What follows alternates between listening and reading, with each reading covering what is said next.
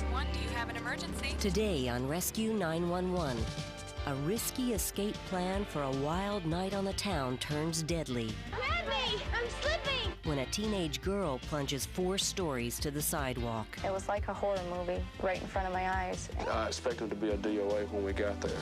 Plus,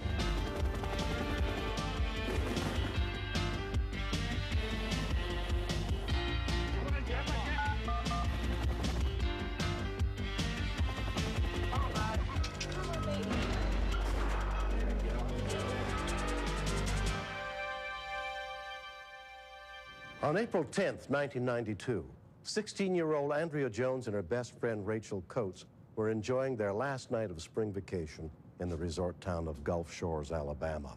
Andrea's parents had set a midnight curfew, so around 11:45, the two girls returned to their family's rented condo.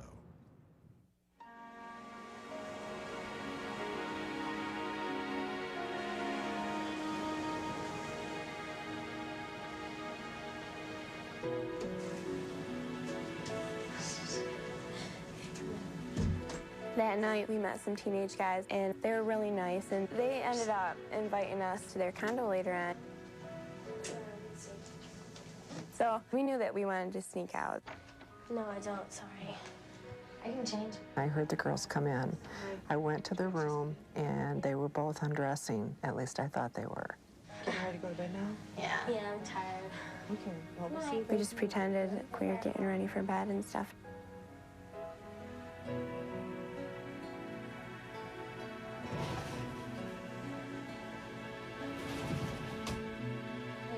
Oh, no. We've got to meet them. Okay, but how are we going to get out? I mean, we can't go out the front door because Mom will hear us. You don't think she'll hear us, do you? Yeah, she could hear a pin drop. Great. We have to meet them. Oh, I know. Hey, I know. Andrea kind of looks at me and said, "Do you think that we can scale the wall?" And instantly I thought that, that'd be cool, because Andrea and I never did anything really exciting or, like, rebellious. It's not as hard as it looks. I wanted to go before Andrea because I was taller, and I thought I can probably touch the balcony first and make sure that everything's safe. Okay, come on, I'll help you.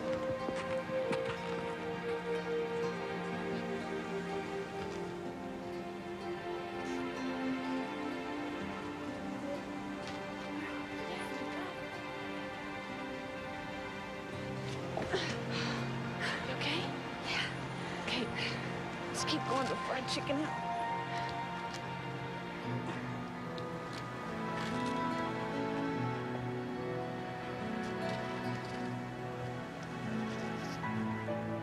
Kristen Kuhn and her girlfriends were also renting a vacation condo. We saw some feet coming down the balcony, and we're surprised. I mean, you're not expecting to see somebody climbing down your balcony at midnight. Okay, not one leg. Yeah, don't wiggle so much. I can't hold on to you when you're wiggling. Andrea, stop kicking. Grab me.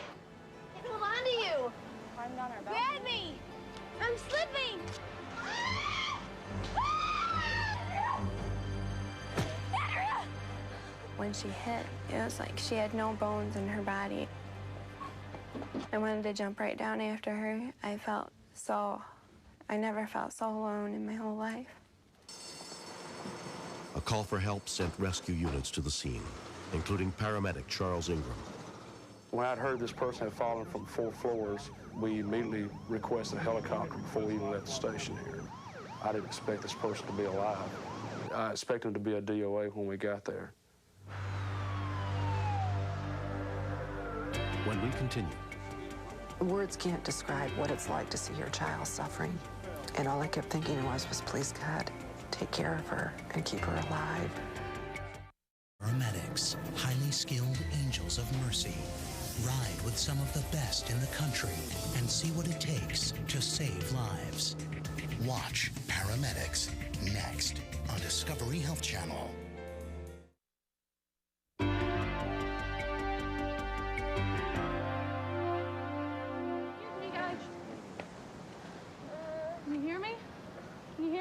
head was tilted to the side. There was blood coming from behind her ear, and her eyes were bulging out of her head.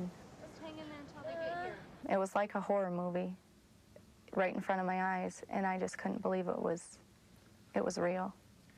Can you hear me? I thought that she was dead, and it hurt a lot to think about her parents and how was I going to explain this, you know?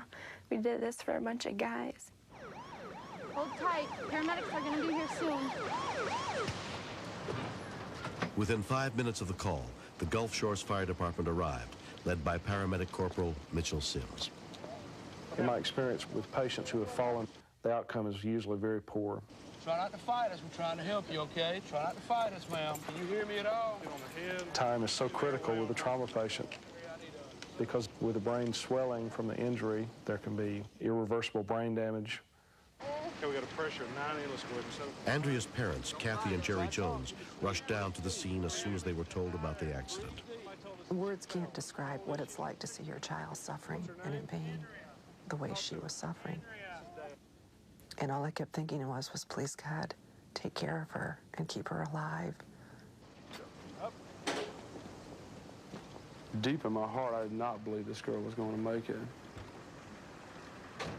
I looked at one of the guys on the ambulance and told him that her mother's heart was probably going to be broken tonight.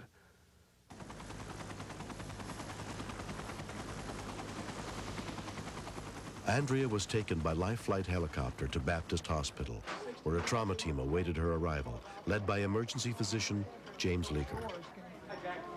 Apparently, she landed right on her head. And that kind of impact is an incredible force, and my initial thoughts were, well, this is a young 16-year-old who won't go back home. She's got some lacerations on the back. Donna, I want to intubate this lady. Among those treating Andrea was emergency nurse Donna Russell. She was doing what we call posturing, which is indicative of brain damage. Protect your airway. We gotta go. Very rarely do people with this kind of an injury survive. And in our hearts, we felt she was going to die. Complete x-rays and a CAT scan were taken. I was amazed. It looked like the only injury that she had was her head. I was also very discouraged because her head injury did appear to be quite severe. Over the next 12 hours, Andrea's condition deteriorated as her brain continued to swell. In an effort to relieve the pressure on her brain, doctors decided to perform an unusual emergency procedure and remove part of her skull. This was a last-ditch effort. The chances of survival in a person that has this degree of injury, very, very, very small.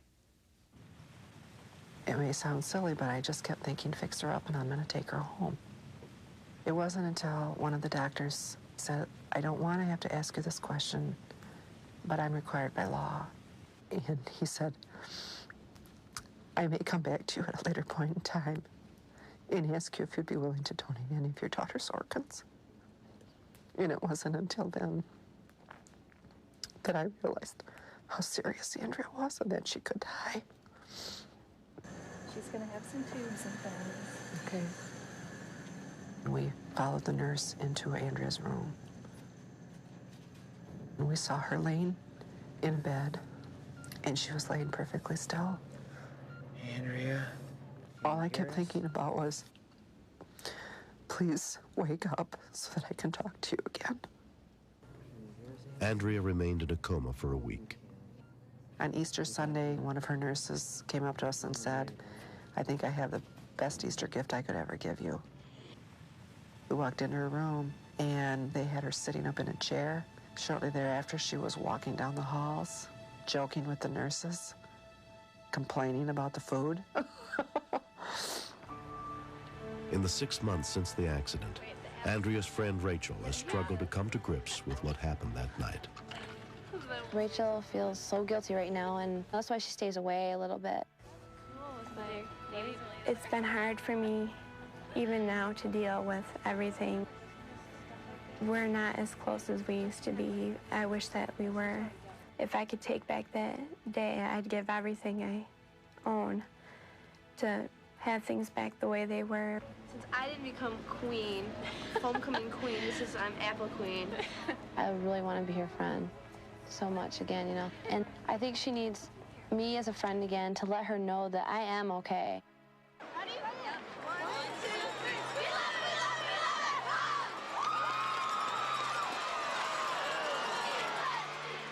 I've learned to think before I do things, because you're hurting people that really do love you. You're hurting them and you're hurting yourself, and you're missing life. I want to thank the people that gave their prayers and best wishes to us. I just want to thank them all. Here we go. I am a very lucky lady to have my daughter back with me. Every day I cherish that I can see her, that I can talk to her, and know that she is still part of our family. We're good now. Smile for Dad now. Oh, I know, I'm a Gort. Yeah, here it is. Gotcha. Next. Next, step inside the command center where the calls for help are answered and meet the real-life heroes who save lives. Stay tuned for another episode of Rescue 911. Next on Discovery Health Channel. Real life, medicine, miracles. Mr. Shapiro, step out of the car, please.